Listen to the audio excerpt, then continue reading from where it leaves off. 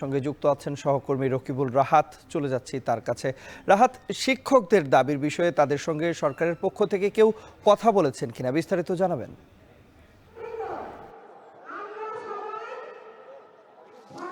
তন্ময়, এর আগে অর্থাৎ এই জুমার নামাজের আগে সহকারী শিক্ষক যারা এখানে আন্দোলন করছেন তারা দুপুর 2টা পর্যন্ত সময় বেঁধে দিয়েছিলেন যে 2টার মধ্যে তাদের সঙ্গে যদি ঊর্ধ্বতন কেউ দেখা করতে আসেন বা কথা বলতে আসেন তেমন একটি সময় বেঁধে দিয়েছিল। কিন্তু 2টা পেরিয়ে গেলেও এখন পর্যন্ত কিন্তু আমরা দেখছি যে এই সহকারী শিক্ষক যারা 13তম গ্রেড থেকে 10ম গ্রেডে আসতে চাচ্ছে তাদের সঙ্গে দেখা করতে এখন পর্যন্ত সরকারের ঊর্ধ্বতন কেউ আসেনি। এবং এখন পর্যন্ত কিন্তু আমরা দেখছি যে তারা কেন্দ্রীয় শহীদ মিনারের এই স্তম্ভে তারা তাদের যে সংক্ষিপ্ত সমাবেশ রয়েছে সেই সংক্ষিপ্ত সমাবেশটি কিন্তু তারা ইতোমধ্যে তারা করছেন। এবং কিছুক্ষণের মধ্যে এখানে গণ অধিকার পরিষদের সভাপতি নুরুল হক নূরের উপস্থিত হবার কথা রয়েছে।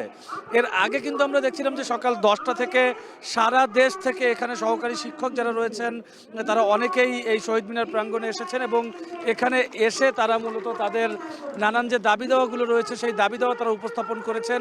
তাদের দাবি দেওয়ার মধ্যে প্রথম দাবি কিন্তু তারা চাচ্ছেন যে তারা যে 13তম গ্রেডে রয়েছেন সেই 13তম গ্রেড থেকে তাদেরকে উন্নীত করে 10ম গ্রেডে আনার দাবি তারা এখানে করছেন। এবং একই সঙ্গে তারা বলছেন যে যেহেতু সরকারি চাকরিতে তারা এখন পর্যন্ত 3য় শ্রেণীতে রয়েছে, সেই 3য় শ্রেণী থেকে তাদেরকে যেন 2য় শ্রেণীতে উন্নীত করা হয় সেই দাবিটিও কিন্তু তারা করছেন। এবং একই সঙ্গে বেশ কয়েকজন আমাদেরকে অভিযোগ করেছেন এখন তাদেরকে যে পরিমাণ সুযোগ সুবিধা বা বেতন ভাতা দেওয়া হয় সেটি মোটামুটি অসম্মানের।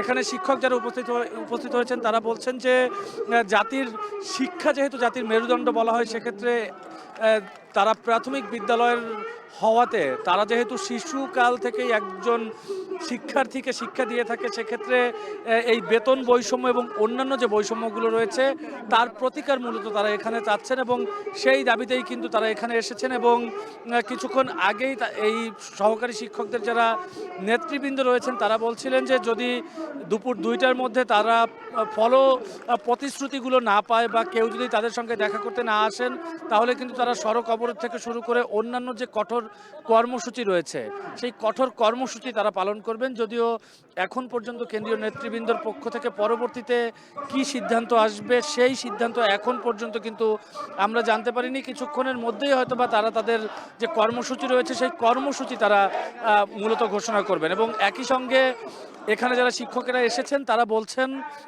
যেহেতু প্রধান শিক্ষক অর্থাৎ প্রাথমিকের প্রধান শিক্ষকই এখন পর্যন্ত 10ম গ্রেড পর্যন্ত রয়েছে সেক্ষেত্রে তারা বলছেন যে এই বিষয়টি অর্থাৎ যারা সহকারী শিক্ষক রয়েছেন সেই সহকারী শিক্ষকদের 10ম গ্রেডে উন্নতির জন্য আর কি করা দরকার সেই বিষয়ে কিন্তু তারা একটি দিক নির্দেশনা এই শিক্ষক সমাবেশ থেকে যাচ্ছেন। এবং এখানে যারা রয়েছেন তারা বলছেন যে তারা 2017 সাল থেকে এই 10ম গ্রেডে উন্নতির দাবি করে আসছেন কিন্তু এর আগের সরকারও এই বিষয়টির উপর কর্ণপাত করেনি। সেক্ষেত্রে এই অন্তর্বর্তী সরকার যেহেতু তারা বৈষম্যহীন বাংলাদেশ গড়ার একটি প্রতিশ্রুতি নিয়ে এসেছে সেক্ষেত্রে তারা দাবি করছেন যে তাদেরকে যেন 13তম গ্রেড থেকে 10ম গ্রেডে উন্নতি করা হয়। এই ছিল কেন্দ্রীয় শহীদ মিনার থেকে আমার কাছে সবশেষ। তন্ময়।